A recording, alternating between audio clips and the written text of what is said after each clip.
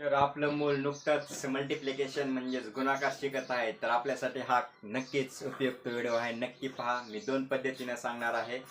तर पहिली पद्धत म्हणजे आपण कसं पाठ करतो. 2 1 जा 2 2, 2 2 जा 4, 2 2 जा 3 6, 2 4 जा 8, 2 5 जा 10, 2 6 जा 12, 2 7 जा 14, 2 8 जा 16, 2 9 जा 18, 2 10 जा 20.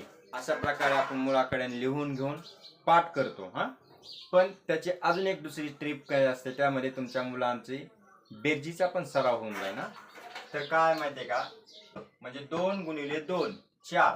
तर त्याचा काय असतं, त्याचा अर्थ मी व्हिडिओमध्ये दिलेली लिंक आहे, ते पहा. गुणाकार म्हणजे काय असतं. तर काय असतं, 2 अधिक 2 4 असं पण लिहू शकतो. आणि तिसरं काय आहे, 2 गुणिले 3. 2 मल्टिप्लाय बाय 3 म्हणजे 2 3 वेळेस ऍड करायचा. 1 2 3 1 2 3 4 5 6. आपण पाडा म्हणतो तसं म्हणजे ह्याचा ऍड करत जातो. 6 आलं. तसंच 8 आहे. 2 मल्टिप्लाय बाय 4. 2 4 जा 8. तर ते 2 4 वेळेस ऍड करायचं. म्हणजे कसं, 1 2 3 4.